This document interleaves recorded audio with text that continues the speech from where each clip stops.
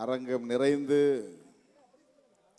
பொறுமையோடு காத்திருந்து இந்த நிகழ்வை சிறப்பித்துக் கொண்டிருக்கிற என் உயிரின் உயிரான விடுதலை சிறுத்தைகள் அனைவருக்கும் எனது மனமார்ந்த நன்றியை முதலில் தெரிவித்துக் கொள்கிறேன். அதேபோல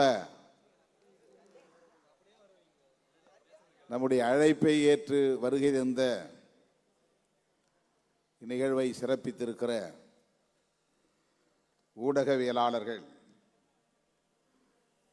YouTube Brutus minor, Madan Gowri, Milton, Indrakumar Theradi, Pushparaj, Anu ஆகியோருக்கும் வாழ்த்தி விடைபெற்று சென்றிருக்கிற மாநிலங்களவை உறுப்பினர், மக்கள் நீதி மய்யத்தின் தலைவர் அண்ணன் கமல்ஹாசன் அவர்களுக்கும், தமிழ்நாடு பாடநூல் நிறுவனத்தின் தலைவர் அண்ணன் லியோனி அவர்களுக்கும், ஓய்வு பெற்ற காவல்துறை அதிகாரி வனிதா அவர்களுக்கும், திரைப்பட இயக்குனர் லட்சுமி ராமகிருஷ்ணன் அவர்களுக்கும், கவியரங்கில் பங்கேற்று வாழ்த்தி விடைபெற்று சென்றிருக்கிற இயக்குனர் திலகம் கே பாக்கியராஜ் அவர்களுக்கும், வெற்றி கவிஞர் விவேகா, கவிஞர் பெருமக்கள் ஆண்டாள் பிரியதர்சினி, இளையக்கம்பன், தஞ்சை இனியன், அருண் பாரதி, லாவரதன், புனித ஜோதி ஆகியோருக்கும் என்னுடைய நெஞ்சார்ந்த நன்றியை உரித்தாக்குகிறேன். இந்த நிகழ்வை முன்னின்று ஒருங்கிணைத்திருக்கிற தம்பி வன்னியரசு, ஏசி பாவரசு, கூகா பாவலன், தகடூர் தமிழ்ச்செல்வன், இளம் சேக்வேரா, பாலசிங்கம், சென்னை மாவட்ட செயலாளர்கள் சாரநாத், வேலுமணி, சேத்துப்பட்டு இளங்கோ, கரிகால் வளவன், சைதை ஜேக்கப், வழக்குரைஞர் அப்புன், வழக்குரைஞர் இளையா, சவுந்தர், உஷாராணி, இளங்கோவன், தேவஞான முதல்வன் மற்றும் செங்கல்பட்டு, காஞ்சிபுரம், திருவள்ளூர் ஆகிய மாவட்டங்களை சார்ந்த மாவட்ட செயலாளர்கள், தமிழகம் தழுவிய அளவில் வருகை தந்திருக்கிற மாவட்ட பொறுப்பாளர்கள், மாநில பொறுப்பாளர்கள், கட்சியின் சட்டமன்ற உறுப்பினர்கள், பொதுச் செயலாளர் தோழர் சிந்தனை செல்வன், SS பாலாஜி, ஆலூர் ஷானவாஸ், பனையூர் பாபு உள்ளிட்ட அனைவருக்கும் என்னுடைய நெஞ்சார்ந்த நன்றியை தெரிவித்துக் கொள்கிறேன். நம்மோடு எப்போதும் உடனிருக்கும் அண்ணன் திராவிட முன்னேற்றக் கழகத்தின் வர்த்தகரணி செயலாளர் கவிஞர் காசுமுத்து மாணிக்கம் அவர்களுக்கும், வருகை தந்து வாழ்த்தி விடைபெற்று சென்ற மாண்புமிகு அமைச்சர் அண்ணன் சேகர்பாபு அவர்களுக்கும் எனது நெஞ்சார்ந்த நன்றியை உரித்தாக்குகிறேன். நிறைய பேச எண்ணியிருந்தேன், நேரமில்லை. இந்த நிகழ்வை தள்ளி வைக்க வேண்டும் என்று ஒரு வாரத்திற்கு முன்பே வன்னியரசு அவர்களிடத்திலே சொல்லியிருந்தேன். சின்னம்மாவின் உடல் நலம் மிகவும் கவலைக்கிடமாக இருக்கிறது. என்னை ஆளாக்கியதில் அவருடைய பங்கும் குறிப்பிடத்தக்கதாகும். அவர் என்னை பார்க்கிற போதெல்லாம் தலையை தடவி ஒரே ஒரு வார்த்தை தான் பேசுவார். இந்த 10 ஆண்டுகளில் உடல்நலம் பாதிக்கப்பட்ட நிலையிலும் வார்த்தைகள் தழுதழுக்க அவ்வளவு இலகுவாக புரிந்து கொள்ள முடியாத நிலையிலே தான் பேசுவார். அப்படி பேசுகிற போதும் கல்யாணம் பண்ணிக்கப்பா என்று தான் சொல்லுவார். அப்படிப்பட்ட பற்று என் மீது அவருக்கு உண்டு. அவருடைய உடல்நலம் கவலைக்கிடமாக உள்ள சூழலில் நான் நாடாளுமன்ற கூட்டத்தொடரில் கூட பங்கேற்க இயலாமல் ஒரு வாரத்திற்கு மேலாக பெரம்பலூரில் தனியார் மருத்துவமனையில் காத்து கிடக்கிறேன். எனவே இந்த சூழலில் இந்த நிகழ்வு வேண்டாம் என்று நான் வேண்டுகோள் விடுத்தேன். ஆனால் விரிவான ஏற்பாடுகளை செய்திருக்கிறோம். அம்மா எப்படியும் பிழைத்துக் கொள்வார், அந்த நம்பிக்கையோடு நாங்கள் இந்த நிகழ்வை நடத்த விரும்புகிறோம் என்று வன்னியரசு உள்ளிட்ட ஒருங்கிணைப்பாளர்கள் வற்புறுத்திய நிலையில் இதற்கு நான் இசைவளித்தேன். நாளைக்கு விழுப்புரத்திலே நடைபெறுவதாக இருந்த நிகழ்வை தள்ளி வைக்க வேண்டும் என்று நான் தோழர் ரவிக்குமார் அவரிடத்திலே கேட்டுக்கொண்டேன். அதை அவர் தள்ளி வைத்து விட்டார். இன்று பிற்பகல் 3 மணி விமானம் பிடிக்கிற போது கூட எனக்கு மனம் இல்லை. நான் இல்லாமலே இந்த நிகழ்ச்சியை ஏன் நடத்தக்கூடாது, வன்னியரசு மற்றும் தோழரிடத்திலே இதை சொல்லலாம் என்று நான் நினைத்தேன். ஆனால் மருத்துவர், அம்மாவை கவனிக்கிறவர், இந்த நிகழ்ச்சியை நீங்கள் தவிர்க்க வேண்டாம்,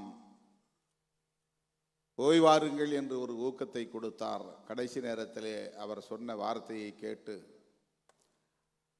மனமில்லாமல் நான் புறப்பட்டு விமானம் பிடித்து இங்கே வந்தேன். பிறந்த நாள் விழாவை ஒரு கொண்டாட்டமாக மட்டுமே நடத்தக்கூடாது, அதனையும் ஒரு அரசியல் நிகழ்வாக ஒருங்கிணைக்க வேண்டும் என்று நாம் பிறந்த நாளை கொண்டாடிய காலத்திலிருந்தே தமிழர் எழுச்சி நாள் என்று அறிவித்து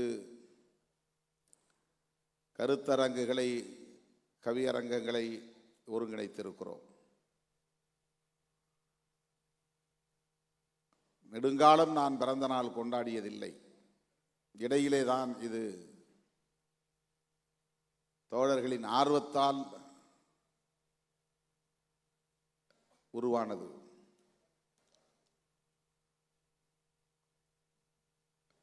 ஒவ்வொரு விழாவிலும் பல துறைகளை சார்ந்த ஆளுமைகள் வந்து இந்நிகழ்வுகளை பங்கேற்று வாழ்த்தி உரையாற்றிவிட்டு விடைபெற்று செல்வதை நாம் அறிவோம். அது நமக்கு ஊக்கம் தருகிறது. சோர்வின்றி உழைக்கிற உணர்வை தருகிறது. தொடர்ந்து பயணிக்க வேண்டும் என்கிற நம்பிக்கையை தருகிறது. இன்றைய நிகழ்வில் பங்கேற்று உரையாற்றிய ஒவ்வொருவரும் இந்த இயக்கம் குறித்து ஆற்றிய உரை தமிழகத்தில் தவிர்க்க முடியாத ஒரு சக்தி விடுதலை சிறுத்தைகள் கட்சி என்பதை உறுதிப்படுத்தியது. தமிழகத்தின் எதிர்காலம் விடுதலை சிறுத்தைகள் கட்சி என்பதையும் உறுதிப்படுத்தியது.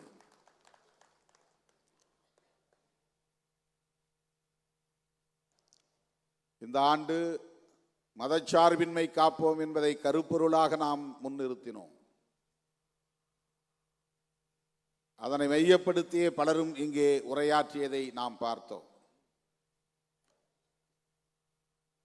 ஓய்வு பெற்ற காவல்துறை அதிகாரி வனிதா அவர்கள்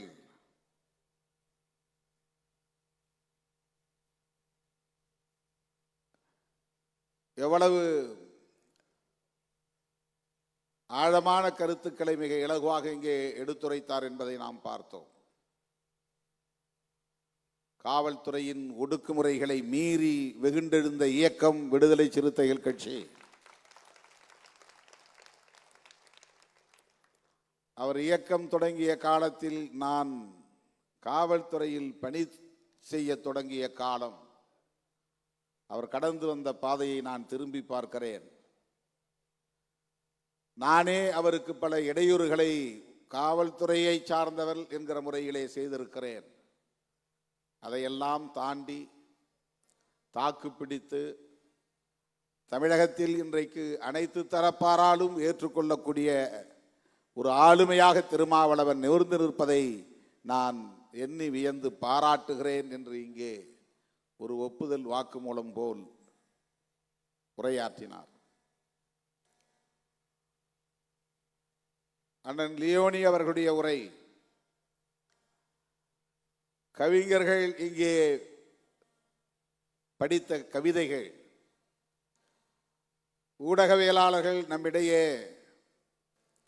எடுத்து வைத்த கருத்துக்கள், இவை முகத்துக்காக பேசியதல்ல, மேடைக்காக பேசியதல்ல, ஏதோ ஒரு உள்நோக்கத்திற்காக பேசியதல்ல. மனம் திறந்து பேசினார்கள், மனமாற பேசினார்கள். இதுதான் நம்மை பற்றிய மதிப்பீடு. எந்த தளத்தை தொட்டாலும் அங்கே சிறுத்தைகளின் பங்களிப்பு மகத்தானது. கருத்தியல் தளத்தில் இந்த இயக்கம் ஆற்றியிருக்கிற பங்களிப்பு மகத்தானது. தமிழ்நாட்டு அரசியலில் பல முன்னெடுப்புகளை எடுத்திருக்கிற ஒரு இயக்கம் விடுதலை சிறுத்தைகள் கட்சி. இப்படி இங்கே பங்கேற்ற ஒவ்வொருவரும் உளமாற கருத்துக்களை எடுத்துரைத்திருக்கிறார்கள். இது நமக்கு மேலும் தீவிரமாக செயல்பட வேண்டும், மக்களின் நம்பிக்கைக்கு பாத்திரமாக செயல்பட வேண்டும், இவர்களின் எதிர்பார்ப்புகளை நிறைவேற்றக்கூடிய வகையில் செயல்பட வேண்டும் என்கிற உணர்வை தந்திருக்கிறது. அண்ணன் அறிவுமதி அவர்களும் நம்மோடு நெடுநேரமாக காத்திருக்கிறார். எழுச்சி தமிழர் என்று யார் பெயர் சூட்டியது, எவ்வளவு பொருத்தமான பெயர் என்று வனிதா அவர்கள் பேசிய போது அண்ணன் அவர்கள்தான் இந்த பெயரை சூட்டினார் என்று சொன்னதும் இந்த அரங்கமே அதிர்ந்தது. கை ஒலிகளால் அரங்கம் நிறைந்தது. தோழர்களே, வெறும் அடைமொழிகளுக்காக நாம் இந்த களத்தில் நிற்கவில்லை. பாராட்டுகளுக்காக இப்படி விழாவை நாம் நடத்தவில்லை.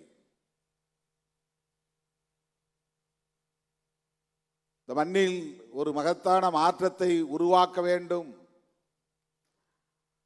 விளிம்பு நிலை மக்களின் விடுதலையை வென்றெடுக்க வேண்டும், பிற்போக்கு சக்திகளின் ஆக்கிரமிப்பிலிருந்து சமூகத்தை மீட்க வேண்டும் என்கிற அந்த பொறுப்புணர்வோடு தான் நாம் களத்தில் நிற்கிறோம். நமக்கு எதிரான அவதூறுகள், ஆதாரமில்லாத அவதூறுகள்,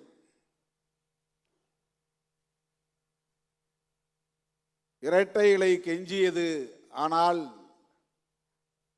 அதை நீங்கள் பொருட்படுத்தவில்லை. ஏனென்றால் உங்கள் உதிரத்தில் இரட்டைமலை ஓடுகிறது என்று கவிஞர் விவேகா சொன்னார். அவருடைய பொருள் அதிமுக எடுத்த முயற்சிக்கு நாம் பணியவில்லை என்பதல்ல, உடன்படவில்லை என்பதல்ல பொருள். கொள்கை பிடிப்போடு இருக்கிறோம் என்பதுதான் அதனுடைய பொருள். ஒடுக்கப்பட்டவர்களின் தலைநிமிர்வுக்காக இந்த களத்தில் நிற்கிறோம் என்பதுதான் பொருள். அண்மையிலே தூய்மை பணியாளர்கள் பிரச்சனை. தூய்மை பணியாளர்கள் என்றால் அவர்கள் தலித்துகள், தலித்துகள் என்றால் அங்கே சிறுத்தைகள். ஏன் திருமாவளவன் இந்த அரசை எதிர்த்து போராடவில்லை? இப்படி விமர்சனங்களை கொண்டு போகிறார்கள். மூன்றாவது நான்காவது நாளே தோழர் சிந்தனை செல்வன் அங்கே போனார். ஐந்தாவது நாள் அக்கா நினைவு நாளை முடித்துக் கொண்டு நள்ளிரவில் நான் அங்கு போய் சேர்ந்தேன். 1 மணி நேரம் அவர்களோடு இருந்தேன். அதற்கு அடுத்து 6வது நாள் முதலமைச்சரை சந்தித்து இந்த பிரச்சனையை எடுத்து பேசினேன். 13ஆம் தேதி வரையில் தொடர்ந்து அமைச்சர்களோடும் பேசினேன், போராட்ட குழுவை சார்ந்த தோழர்களோடும் பேசினேன், ஒவ்வொரு நாளும் பேசினேன், மருத்துவமனையில் இருந்து கொண்டே பேசினேன்.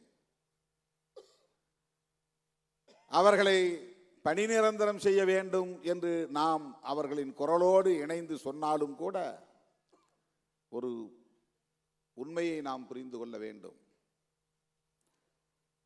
நம்முடைய கோணத்திலிருந்து அந்த பிரச்சனையை அணுக வேண்டும். புரட்சியாளர் அம்பேத்கரின் பார்வையில் இருந்து இந்த பிரச்சனையை நாம் அணுக வேண்டும். இவர்கள் குப்பை பொறுக்குகிறவர்கள், சொல்ல போனால் தூய்மை பணியாளர்கள் என்கிற சொல்லுக்கு இன்னொரு பொருள் குப்பை பொறுக்குகிறவர்கள், குப்பையை அள்ளுகிறவர்கள் என்றுதான் பொருள். குப்பையை அள்ளுகிறவர்களை பணி நிரந்தரம் செய்து அந்த தொழிலையே நீங்கள் செய்து கொண்டிருங்கள் என்று சொல்லுவது எந்த வகையிலும் ஏற்புடையதல்ல. அதிலிருந்து மீள வேண்டும் என்பதுதான் நம்முடைய போராட்டம். அந்த தொழிலை செய்யக்கூடியவர்கள் தொடர்ந்து அதை செய்யக்கூடாது. மலம் அள்ளுபவனே மலம் அள்ளட்டும், சாக்கடையை சுத்தம் செய்கிறவனே சாக்கடையை சுத்தம் செய்யட்டும், குப்பையை அள்ளுகிறவனே குப்பையை அள்ளட்டும் என்கிற அந்த கருத்துக்கு இது வலு சேர்ப்பதாக இருக்கிறது. அரசு ஊழியர்கள் ஆக்குங்கள், பணி நிரந்தரம் செய்யுங்கள். ஒரு அம்பேத்கரின் மாணவனாக இருந்து, பெரியாரின் பிள்ளையாக இருந்து இதை நாம் வலுவாக சொல்ல முடியாது. குப்பை அள்ளுகிற தொழிலை குப்பை அள்ளுகிறவர்களே செய்ய வேண்டும், அரசு பணியாளர்களாக அவர்களை மாற்ற வேண்டும் என்கிற அந்த கோரிக்கையில் நமக்கு மாற்று கருத்து இருக்கிறது. சொல்ல போனால் அதை எதிர்த்துதான் நாம் பேச வேண்டும். தலித்துகள் செய்கிறார்கள், அவர்களுக்கு பணி நிரந்தரம் செய். நாங்கள் தலித் இயக்கம். இதற்கு பெயர் கன்வென்ஷனல் திங்கிங். காலம் காலமாக இருக்கிற மரபு சார்ந்த சிந்தனை இது, அடிமை சார்ந்த சிந்தனை இது. வெட்டியான் தொழிலை செய்கிறவனை வெட்டியான் தொழிலாக அரசு ஊழியர்களாக ஆக்கு என்று சொன்னால் எப்படி அதை ஏற்றுக்கொள்ள முடியும்? அந்த தொழிலை ஒழிக்க வேண்டும். உலக நாடுகள் எல்லாம் இன்றைக்கு கருவிகளை அறிவியல் வளர்ச்சியில, தொழில்நுட்ப வளர்ச்சியில புதிய புதிய கருவிகளை கண்டுபிடித்து ஒரு குறிப்பிட்ட இனத்தை சார்ந்தவர்கள் தான் அந்த தொழிலை செய்ய வேண்டும் என்கிற நிலை இல்லாமல் அந்த தொழில்நுட்பத்தை கற்றுக்கொண்டவன் அந்த வேலையை செய்யலாம் என்கிற நிலையை ஏற்படுத்துகிறார்கள். இதுதான் பிற நாடுகளில் இருக்கிற நிலை. ஆனால் இந்தியாவில் ஸ்கேவெஞ்சர்ஸ் அரசு ஊழியராக்கு, ஸ்வீப்பர்ஸ் அரசு ஊழியராக்கு. இது எந்த வகையில் ஏற்புடையதாக இருக்க முடியும்? இதை போய் அவர்களிடத்திலே சொன்னால் அவர்களுக்கு எதிராக நாம் பேசுகிறோம் என்று கருதுவார்கள். அதனால்தான் சேர்ந்து நாமும் பணி நிரந்தரம் செய்யுங்கள் என்று சொல்ல நேர்ந்தது. பணி நிரந்தரம் செய்யக்கூடாது என்று சொல்லுவதுதான் அதிலே சரியான கருத்து. குப்பை அள்ளுகிறவர்களின் பிள்ளைகளே குப்பையை அள்ள முடியுமா? அள்ள வேண்டுமா? தலித்துகளின் பிள்ளைகள் தான் குப்பைகளை அள்ள வேண்டுமா? அரசு ஊழியர் ஆக்கினால் அந்த வேலை மறுபடியும் யார் வருவார்கள்? அந்த அரசு பணிக்கு யார் வருவார்கள்? எத்தனை பேர் குப்பை அள்ள தயாராக இருக்கிறார்கள்? 70 வயதிலும் அந்த பணியை செய்யக்கூடியவன் ஒருவன் இருக்கிறான் என்றால் அவன் யார் என்று நீங்கள் பார்க்க வேண்டும்.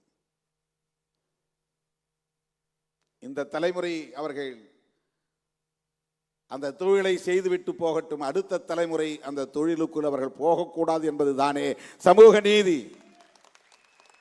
அதிலிருந்து அவர்களை மீட்பது தானே சமூக நீதி.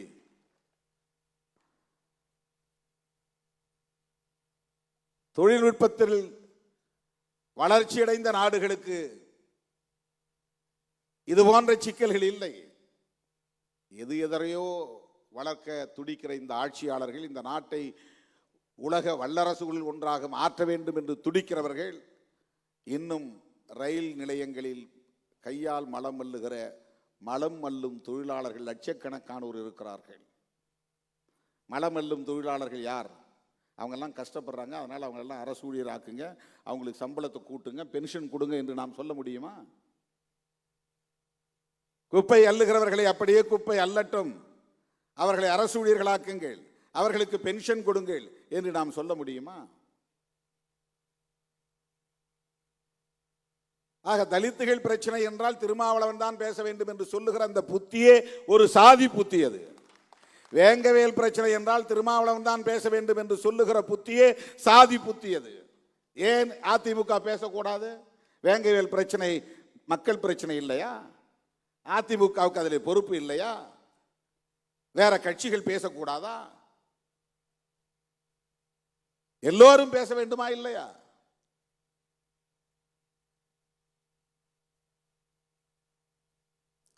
திமுகவுக்கும் அதிலே பொறுப்பு இருக்கிறது, கம்யூனிஸ்ட் கட்சிகளுக்கு இருப்பதை போல ஒவ்வொரு கட்சிக்கும் அதிலே பொறுப்பு இருக்கிறது. ஆனால் அதிமுக நம்மை பார்த்து அந்த கேள்வியை கேட்பதால் ஏன் அதிமுகவுக்கு அந்த பொறுப்பு இல்லை என்று நாம் கேட்கிறோம். இப்ப இந்த பிரச்சனை 13 நாள் போராட்டம் நடந்தது. முதலிலே போனது விடுதலை சிறுத்தைகள் தான். முதலிலே போன தலைவன், ஒரு கட்சியின் தலைவன் திருமாவளவன் தான். அதுக்கப்புறம் தான் எல்லாம் உள்ள வராங்க. யார் யாரோ வருகிறார்கள், அந்த பிரச்சனை பற்றி எதுவுமே தெரியாதவர்கள் வருகிறார்கள். ஒன்று திருமாவளவனை சாட வேண்டும், அல்லது திருமாவளவன் இடம்பெற்று இருக்கிற கூட்டணியை சாட வேண்டும். அதுதான் அவர்களின் நோக்கம். அவர்களுக்கு நீதி கிடைக்க வேண்டும் என்பதல்ல.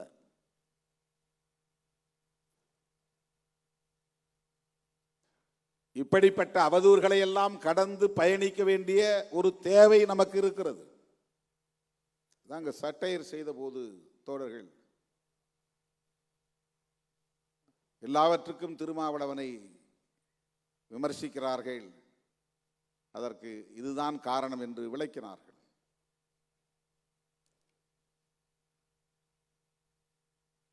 நாம் கவனமாக இருக்க வேண்டும்.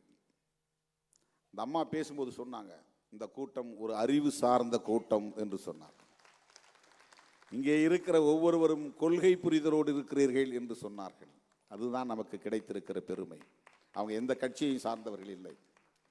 சொல்ல போனால் முதல் மேடை என்று சொன்னார்.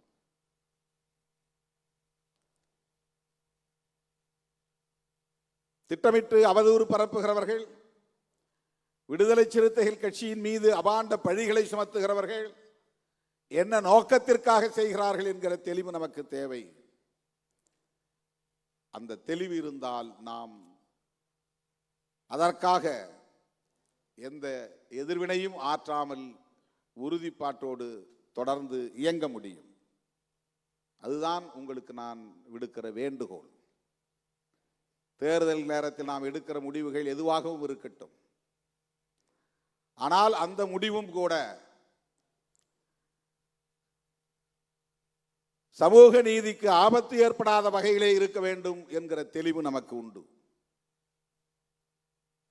இன்றைக்கு வாக்குரிமையை பறிக்கிற முயற்சியில் பாஜக ஈடுபட்டு வருகிறது. பீகாரிலே நடந்திருக்கிற தில்லுமுள்ளு சாதாரணமானதல்ல. பிறப்பு சான்றிதழ் கேட்கிறார்கள். வாக்காளராக ஒருவன் தன்னை உறுதிப்படுத்திக் கொள்ள வேண்டுமானால், ஓட்டர் என்பதை பதிவு செய்ய வேண்டுமானால், உன்னுடைய பெற்றோருடைய பிறப்பு சான்றிதழ், பர்த் சர்டிபிகேட், ஆதார் கார்டு கிடையாது. ஆதார் கார்டு காட்டினா ஏற்றுக்கொள்ள முடியாது. ரேஷன் கார்டு ஏற்றுக்கொள்ள முடியாது. ஏற்கனவே இருக்கிற ஓட்டர் லிஸ்ட்ல என் பேர் இருக்கு, ஏற்றுக்கொள்ள முடியாது. வேற என்ன ஆதாரம் தேவை? பர்த் சர்டிபிகேட் வேணும், சொத்து வரி கட்டினதற்கான சான்று வேணும். நீ இந்த நாட்டின் குடிமகன் தானா என்பதை உறுதிப்படுத்துவதற்கு இதையெல்லாம் கேட்கிறார்கள். என்ஆர்சியிலே இது கேட்கப்படுகிறது. அதுதான் அங்கே இருக்கிற கிரைட்டீரியா. இப்படி 65 லட்சம் பேரை பீகாருடைய வாக்காளர் பட்டியலில் இருந்து நீக்கிவிட்டு அவர்களுக்கு வேண்டியவர்களை சேர்த்து இருக்கிறார்கள். அதற்கு எந்த ஆதாரமும் தேவையில்லை. இது எவ்வளவு பெரிய ஆபத்து! எப்படி இவர்களிடமிருந்து இந்த நாட்டை நாம் காப்பாற்றப் போகிறோம்? இந்த நாடாளுமன்ற ஜனநாயகத்தை பயன்படுத்தி வாக்குகளை திருடுகிற கும்பல், வாக்கு திருட்டு கும்பல், அவர்களை பற்றி இங்கே யாரும் விமர்சிப்பதில்லை. திருமாவளவன் என்ன செய்கிறான்? 2 சீட்டுக்காக போய் அங்கே நிற்கிறான். அது எங்க விருப்பம், நாங்கள் முடிவு செய்கிறோம். எத்தனை இடங்கள் தேவை என்பதை நாங்கள் முடிவு செய்கிறோம். நீ யார், எந்த கூட்டணியிலே இடம்பெற வேண்டும் என்பதை நாங்கள் முடிவு செய்கிறோம். எங்களை பற்றிய மதிப்பீடு எங்களுக்கு தெரியும். எங்களுடைய அரசியல் நகர்வுகளை நாங்கள் தான் தீர்மானிக்க முடியும். யாரோ உணர்ச்சி வயப்படுவதற்காக தீர்மானிக்க முடியாது. 2 சீட்டுக்காக இங்கே ஏன் நிற்க வேண்டும்? 20 சீட்டு எடப்பாடி தருவார்கள் என்று யூடியூபிலே பேசுகிறார்கள். உங்களுக்கு ஏதாவது மண்டையிலே இருக்கிறதா? 20 சீட்டு கிடைக்கும் என்றால் நான் அங்கே தானே போக வேண்டும். இடம்தான் முக்கியம், பதவிதான் முக்கியம், பவிசுதான் முக்கியம், பொருளாதாரம் தான் முக்கியம், அதிகாரம் அதுதான் முக்கியம் என்று நான் முடிவெடுப்பதாக இருந்தால் 2 வேணான்ட்டு 20க்கு போகணும். நான் ஏன் போகல? ஏன் போகவில்லை? யார் என்னை தடுப்பது? யார் என்னை கட்டாயப்படுத்துவது போகக்கூடாது என்று? அப்படி யாரும் செய்ய முடியாது. அதுதான் பிரச்சனை. யாராலும் வளைக்க முடியாது, யாராலும் விலை பேச முடியாது, யாராலும் மதிப்பீடு செய்யவும் முடியாது. அதுதாங்க பிரச்சனை. நீங்க நினைக்கிற சராசரி நபர்கள் அல்ல நாங்கள்.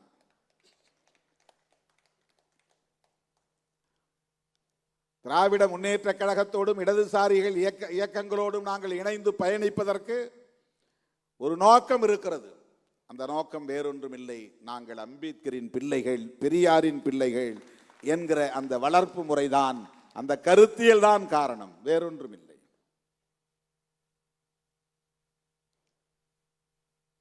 அருமை தோழர்களே,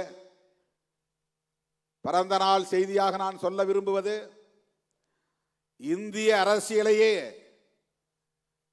மதசார்பு சக்திகள் ஒரு புறம், மதசார்பற்ற சக்திகள் இன்னொரு புறம் என்று நாம் கூர்மைப்படுத்த வேண்டியிருக்கிறது. இன்னும் கூர்மைப்படுத்த வேண்டியிருக்கிறது. வெறும் கட்சி கூட்டணி என்று அல்ல. இது திமுக கூட்டணி, இது அதிமுக கூட்டணி என்றல்ல. இது மதசார்பு கூட்டணி, இது மதசார்பற்ற கூட்டணி. இதுதான் இந்தியா முழுவதும் இருக்கிற முக்கியமான அரசியல். அப்போதுதான் அவர்களை தனிமைப்படுத்த முடியும். எண்ணற்ற பல முரண்பாடுகள் இருக்கலாம், பிரச்சனைகள் இருக்கலாம்.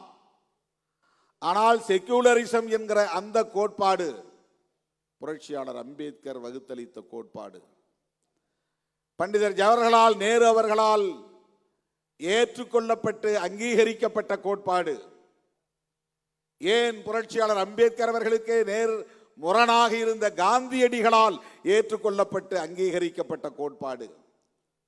அதிதீவிர இந்துத்துவ சக்திகளுக்கு துணையாக இருந்த பல தலைவர்கள், பட்டேல் உட்பட ஏற்றுக்கொள்ளப்பட்ட கோட்பாடு. இந்திரா காந்தி அம்மையார் அவர்களால் திருத்தம் கொண்டு வரப்பட்டு முகப்புறையிலே செக்குலர் என்கிற சொல் இணைக்கப்பட்ட நிலையிலே இந்திரா காந்தி அம்மையாரால் ஏற்றுக்கொள்ளப்பட்ட கோட்பாடு. ராஜீவ் காந்தி அவர்களாலும் இன்றைக்கு ராகுல் காந்தி அவர்களாலும் செக்குலரிசம் என்கிற கோட்பாடு இந்த தேசத்தின் முதன்மையான கோட்பாடு என்று ஏற்றுக்கொள்ளப்பட்டிருக்கிற ஒரு சூழலில் நாம் காங்கிரசும் இடம்பெறுகிற இந்தியா கூட்டணியில் இடம்பெறுகிறோம். இதுதான் நாம் எந்த அணியிலே இருக்கிறோம் என்பதற்கான காரணம். காங்கிரஸோடு நமக்கு முரண்பாடுகள் இருக்கலாம்.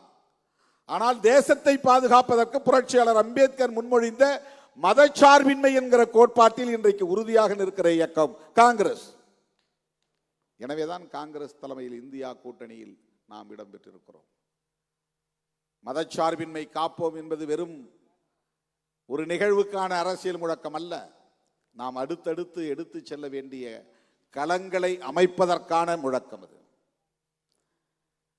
அடுத்தடுத்து நாம் தேர்தல் அரசியல் களத்தில் மேற்கொள்ள வேண்டிய நகர்வுகளுக்கான ஒரு முழக்கம் அது. யாரும் நம்மை எப்படியும் விமர்சித்து விட்டு போகட்டும், நாம் பொருட்படுத்த தேவையில்லை. இந்த மதச்சார்பின்மை காப்போம் என்கிற கருத்தியலை இன்னும் வெகுவாக மக்களிடத்தில் கொண்டு போய் சேர்ப்போம். மதச்சார்பின்மை என்கிற கருத்தியலை சேர்ப்பதன் மூலம்தான் மதசார்பற்ற முற்போக்கு கூட்டணியின் வெற்றியை தமிழ்நாட்டிலே மேலும் நம்மால் உறுதிப்படுத்த முடியும். கண்ணுக்கெட்டிய தூரம் வரையில் இந்த கூட்டணிக்கு எதிரான ஒரு சக்தி இல்லை. அவர்கள் அவதூறு பரப்பி கூட்டணியை சிதைக்க பார்க்கிறார்கள். சிறுத்தைகள் ஒருபோதும் உணர்ச்சி வயப்படக்கூடாது. சமூக வலைத்தளங்களில் மனம் போல் எதையும் எழுதிவிடக்கூடாது. எம்ஜிஆர் அவர்களை பற்றியும் ஜெயலலிதா அம்மையார் அவர்களை பற்றியும் நான் தனிநபர் அடிப்படையிலே விமர்சிக்கவில்லை. திராவிட இயக்கங்களை எப்படி குறிவைத்து சனாதன சக்திகள் கடந்த காலங்களில் காய் நகர்த்தி இருக்கிறார்கள் என்கிற போது திமுகவுக்கும் அதிமுகவுக்கும் இடையிலான ஒரு வேறுபாட்டை நான் சொல்ல வேண்டிய ஒரு நிர்பந்தம். ஏனென்றால் திமுக கூட்டணியில் நாம் இருக்கிற சூழலில் நாம் ஏன் இங்கே இருக்கிறோம் என்பதை நியாயப்படுத்த வேண்டிய ஒரு தேவையும் நமக்கு இருக்கிறது. அதிமுக எம்ஜிஆர் காலத்திலும் ஜெயலலிதா அம்மையார் காலத்திலும் எடுத்த நிலைப்பாடுகள், கொண்டு வந்த சட்டங்கள், பிறகு மாற்றிக்கொண்ட நிலைப்பாடுகள், இவை எல்லாவற்றையும் கருத்தில் கொண்டுதான் அந்த இயக்கத்தில் சனாதன சக்திகளின் ஊடுருவல் இருந்தது என்று சொல்ல நான் துணிந்தேன். இது எல்லோரும் ஏற்கனவே சொன்ன விமர்சனம் தான். நான் ஒன்றும் புதிதாக சொல்லவில்லை. அண்ணாவையும் எம்ஜிஆரையும் ஜெயலலிதா அவர்களையும் பாஜகக்காரர்கள் எப்படியெல்லாம் விமர்சிக்கிறார்கள். ஆனால் அவர்கள் மீது இவர்களின் கோபம் திரும்பவில்லை. பலமுறை நான் எம்ஜிஆர் அவர்களை பாராட்டி இருக்கிறேன். புரட்சி தலைவர் என்கிற ஒற்றை சொல்லுக்கு ஒரே ஒரு திட்டம் சான்றாக இருக்கிறது. காலம் காலமாக இருந்த கர்ணம் முன்சிப் பதவியை தூக்கி எறிந்துவிட்டு வில்லேஜ் அட்மினிஸ்ட்ரேட்டிவ் ஆபீசர் என்கிற ஒரு திட்டத்தை கொண்டு வந்ததற்காகவே அவரை புரட்சி தலைவர் என்று சொல்லலாம் என்று நான் சொல்லி இருக்கிறேன். சமூக நீதிக்கான நிலைப்பாட்டின் போது அந்த 69 விழுக்காட்டை 9வது பட்டியலிலே இணைப்பதற்கு ஜெயலலிதா அம்மையார் மேற்கொண்ட முயற்சி போதும் அவரை பாராட்டுவதற்கு என்று நான் பேசியிருக்கிறேன். தனிநபர் அடிப்படையிலே யாரையும் நாம் விமர்சித்ததில்லை. ஆனால் நமக்கு எதிரான அவதூறுகள் கடுமையாக முன்வைக்கப்பெற்றன. தோழர்கள் அதையும் நாம் எதிர்கொண்டாக வேண்டும் என்று எதிர்வினை ஆற்றிய போது உடனே நான் முகநூறு நேரலையில் சொன்னேன், அதிமுகவையோ எம்ஜிஆரையோ ஜெயலலிதா அவர்களை பற்றியோ நீங்கள் யாரும் கருத்து சொல்ல வேண்டாம், தேவைப்படுகிற நேரத்தில் நானே கருத்தை சொல்லுவேன் என்று சொன்னேன். அந்த நிலைப்பாட்டில் நான் மாறவில்லை. அவமதிக்கும் நோக்கம் இல்லை என்பதைத்தான் நான் சொன்னேன். அது அவமதிப்பல்ல, நடந்த வரலாற்றை சொல்லுகிறேன். அந்த அம்மாவே மேடையில் சட்டமன்றத்தில் சொன்னார், எல்லோரும் என்னை பார்ப்பன பெண்மணி என்கிறார்கள், ஆமாம் நான் பாப்பாத்தி தான் என்று சொன்னார், கிளைம் செய்தார். நமக்கு பார்ப்பன சமூகத்தின் மீது எந்த வெறுப்பும் கிடையாது. எவ்வளவோ நண்பர்கள் பார்ப்பன சமூகத்தை சார்ந்த நண்பர்கள் இருக்கிறார்கள், நல்ல நண்பர்கள் இருக்கிறார்கள். இந்த மேடையிலே மைப்பா நாராயணன் வந்து ஆடை போர்த்தி வாழ்த்தி விட்டு போனார். தனிப்பட்ட முறையிலே யார் மீது நமக்கு எந்த காழ்ப்புணர்வும் கிடையாது. ஆனால் திராவிட இயக்க அரசியலை குறிவைத்து தாக்குகிறார்கள் என்றால் அது வெறும் திமுகவுக்கு எதிரானதல்ல, ஒடுக்கப்பட்ட மக்களின் அரசியலுக்கும் எதிரானது. அதை நினைவிலே வைத்துக் கொள்ளுங்கள். சமூக நீதி அரசியலுக்கு எதிரானது, நினைவிலே வைத்துக் கொள்ளுங்கள். திமுகவுக்கு எதிரான நகர்வுகளை திமுகவே எதிர்கொள்ளும், அது வேறு. ஆனால் திராவிட அரசியல், பெரியார் அரசியல் இங்கே சிதைக்கப்படுவே ஆனால் நாம் இங்கே அரசியல் செய்ய முடியாத நிலை ஏற்பட்டுவிடும். அரசியல் செய்ய முடியாத நிலை ஏற்பட்டுவிடும். பெரியார் அரசியல் என்பது அம்பேத்கர் அரசியலோடு இணைந்த ஒன்று, முரண்பட்ட ஒன்று அல்ல. பெரியார் அரசியலை விமர்சிக்கிறார்கள் என்றால் அம்பேத்கர் அரசியலை விமர்சிப்பதாகத்தான் பொருள். திராவிட இயக்க அரசியலை விமர்சிக்கிறார்கள் என்றால் விடுதலை சிறுத்தைகளின் அரசியலையும் விமர்சிக்கிறார்கள் என்றுதான் பொருள். ரெண்டு இயக்கமும் ஒன்றா என்றால் இல்லை, அது வேறு. அரசியல் இயக்கங்கள் கட்டமைப்பதிலே பல முரண்பாடுகள் இருக்கலாம், அதிகார பகிர்விலே முரண்பாடுகள் இருக்கலாம், பிரச்சனைகளை அணுகுவதிலே எடுக்கிற முடிவுகளிலே முரண்பாடுகள் இருக்கலாம். ஆனால் அடிப்படை கருத்தியல் என்பது சமூக நீதி சார்ந்த அரசியல். முதலில் தமிழக அரசியல் களத்தில் திராவிடம் என்கிற சொல்லை புழக்கத்திற்கு கொண்டு வந்தவர் பண்டிதர் அயோத்திதாசர், மறந்துவிடக்கூடாது. எனது அருமை தோழர்களே, நெருக்கடியான சூழலில், நேரங்கட்ட நேரத்தில், பேச முடியாத மனநிலையில் இந்த கருத்துக்களை எல்லாம் உங்களோடு பகிர்ந்து கொள்ளக்கூடிய ஒரு சூழல் அமைந்தது. என் மீது இவ்வளவு நம்பிக்கை வைத்து இவ்வளவு நேரம் காத்திருக்கிற என் உயிரின் உயிரான விடுதலை சிறுத்தைகள் அனைவருக்கும் என்னுடைய நெஞ்சார்ந்த நன்றியை கூறி, நம்முடைய அன்பு நண்பர் சந்தோஷ் அவர்களும் அவரோடு நண்பர்கள் பெரியார் ஆகியோர் 50 நிமிடம் ஒரு ஏவி தயாரித்திருக்கிறார்கள். அது இன்றைக்கு ஒளிபரப்ப முடியாது. ஒரு நாள் அதற்காக தனி அரங்கத்தை பிடித்து அந்த ஏவி, அதாவது ஆடியோ வீடியோ காட்சி காணொளி ஒளிபரப்பப்படும் என்பதை சொல்லி சந்தோஷ் அவர்கள் பொறுத்தருள வேண்டும் என்று கேட்டு, எனக்கு பிறந்த நாள் வாழ்த்துக்களை கூறியிருக்கிற உங்கள் அனைவருக்கும் என்னுடைய நெஞ்சார்ந்த நன்றியை கூறி முடிக்கிறேன். நன்றி, வணக்கம்.